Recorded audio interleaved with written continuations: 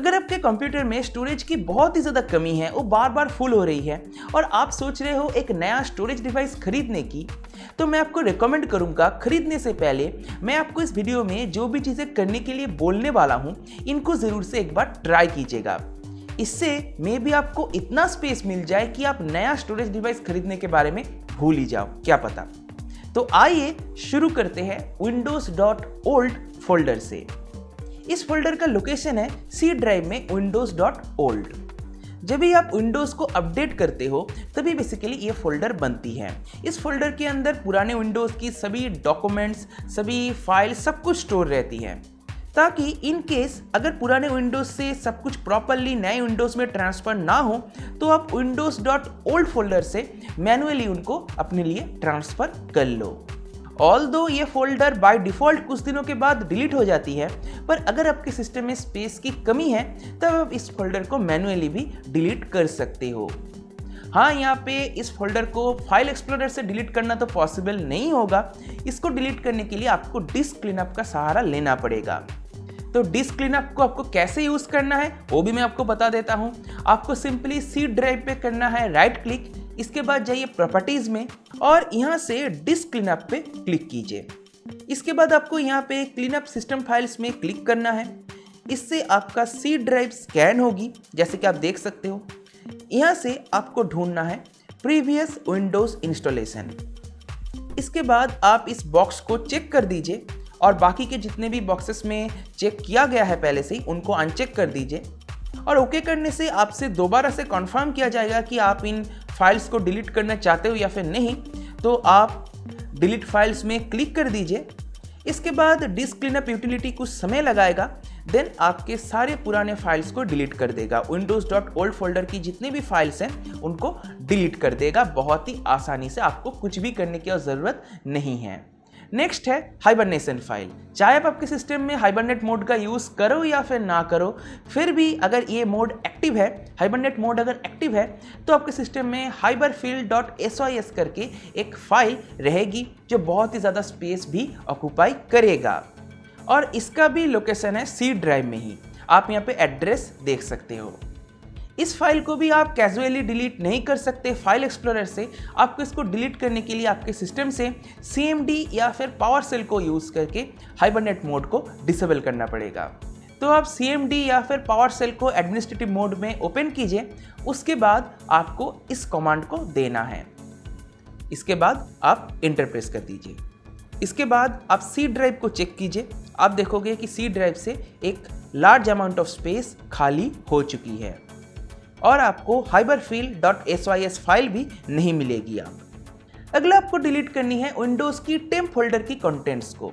जैसे कि इसका नाम ही सजेस्ट करता है कि इसमें सारे के सारे टेम्पोररी फाइल्स ही स्टोर होती है। इन सभी फाइल्स को डिलीट करना बहुत ही आसान है। आपको सिंपली सारे फाइल्स को सिलेक्ट करनी है। इसके लिए आप अपने कीबोर्ड से कंट्रोल और A को एक साथ प्रेस कीजिए। इसके बाद आप शिफ्ट और डिलीट की को प्रेस करके सारे के सारे फाइल्स को डिलीट कर दीजिए।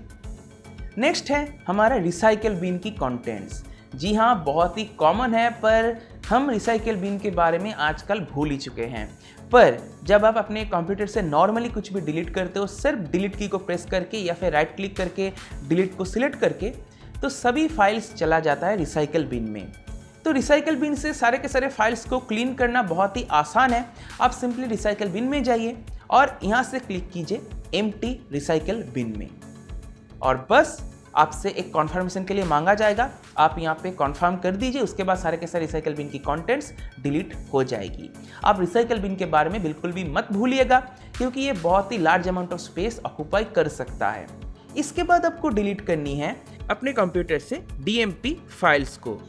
आप इन फाइल्स को फाइल एक्सप्लोरर से भी डिलीट कर सकते हो, पर मैं आपको ये करने के लिए रिकमेंड नहीं करूँगा। आप सीधा चले जाइए डिस्क क्लीनअप पे।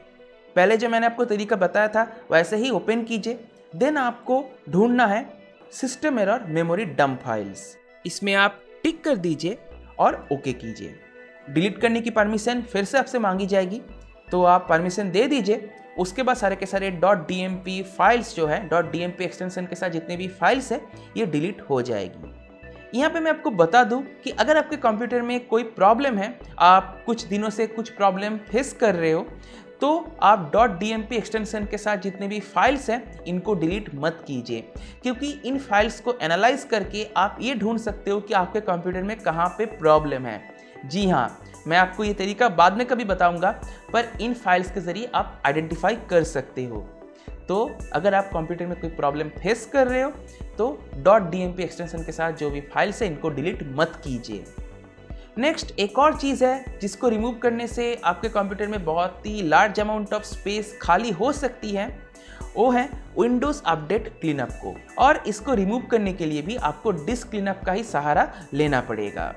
जैसे मैंने आपको पहले बताया था वैसे ही डिस्क क्लीनअप को ओपन कीजिए और आप सिंपली टिक कर दीजिए। यहाँ पे आप देख सकते हो लिखा हुआ है विंडोज़ अपडेट क्लीनअप, तो यहाँ पे टिक कर दीजिए। उसके बाद ओके कीजिए, फिर से आपसे परमिशन मांगी जाएगी, आप परमिशन दे दीजिए।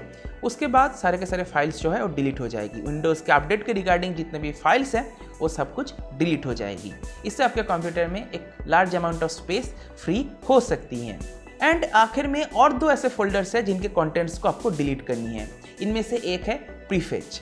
आप सिंपली रन में जाइए, यहाँ पे जाके लिखिए प्रीफेच करके, इससे प्रीफेच फोल्डर जो है ओपन होगा और इसकी जितने भी कंटेंट्स है सब कुछ आप Ctrl+A दबा के सिलेक्ट कर लीजिए और सिर्फ डिलीट की को एक साथ प्रेस करके सारे के सारे कंटेंट्स को डिलीट कर दीजिए।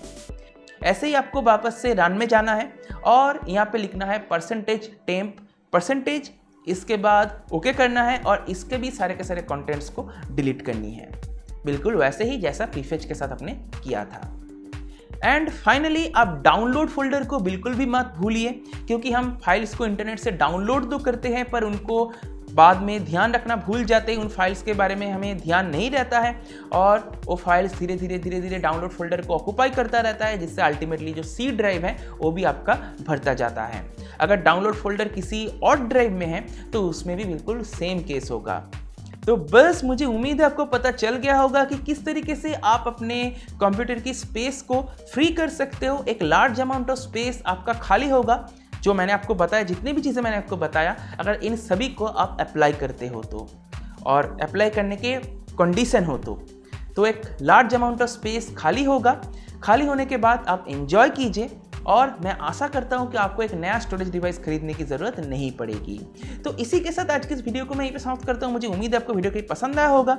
अगर आपको वीडियो पसंद आए तो वीडियो को लाइक कीजिए, अपने दोस्तों के साथ शेयर कीजिए। अगर आपके मन में कोई सवाल है तो मुझसे कमेंट सेक्शन में बेझिझक पूछ सकते हो। और अगर अपने चैनल को सब्सक्राइब नहीं किया जो सब्सक्राइब कर लीजिए, सब्सक्राइब करने के साथ नोटिफिकेशन बेल है उसको भी जरूर टैप कर दीजिएगा। इससे होते जाए मैं कोई नया वीडियो अपलोड करूंगा तो नोटिफिकेशन मिल जाएगी।